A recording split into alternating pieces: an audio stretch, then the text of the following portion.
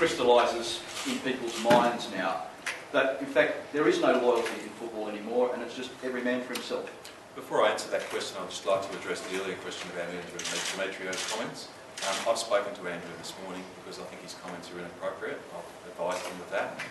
He doesn't have a first-hand understanding of what has transpired. He's expressed to me that his comments were personal opinion, and I don't think he's fully informed of the situation. Andrew's got strong opinions on a lot of things. In this case, he's able to... Well, what about this process demonstrates integrity, though? We have at all times in this process carried out to the letter of the contract with everyone's contract, and when you have employment discussions between individuals, as everyone in this room will be aware, necessarily you need to keep them confidential. Can I just bring you back to my question? Yes. There's no loyalty in football now, is there? It's everyone out for themselves. It's just business now.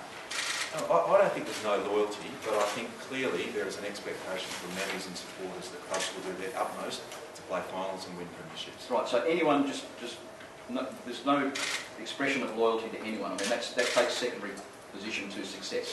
I think the real issue is that what people want is they want to see their clubs play finals and win premierships. Well, yesterday morning, what level of commitment did you think that you had to Mark Harvey?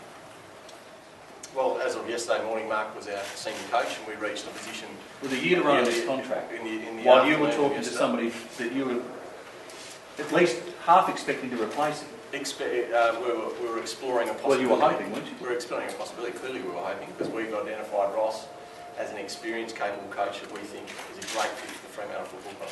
Don't you think you owed it to him to... consulted yesterday? No, they weren't. Are they now divided about this?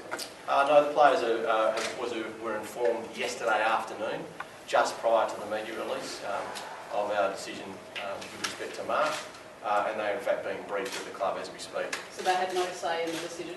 No, this is a process which the board and executive are responsible for. So are they now divided? That was the question. No, our playing group is a solid playing group.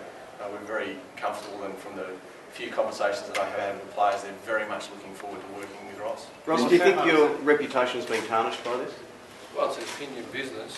As I said, I sit very comfortably with my unconditional commitment to the St Kilda Football Club in my tenure there, and my support for St Kilda and the players, as was their unconditional commitment to me and support. All I've done is exercise. Negotiations went on for a long time, and an opportunity arose where, as a career AFL coach, I was to be satisfied. And when you look around in the environment, as an incumbent AFL coach, what occurred at a number of other AFL clubs, you can understand a career AFL coach looking for security and resource. And all I've done is exercise the option in my contract to do the right thing by myself and my family. So when you preach loyalty to your players, which you'll do, how do you look the players in the eyes over the next 2 years when Greater Western Sydney are sniffing around? How do you then look them in the eye and say, show loyalty to the football club? I'll just take it back a little bit. You're making a big assumption.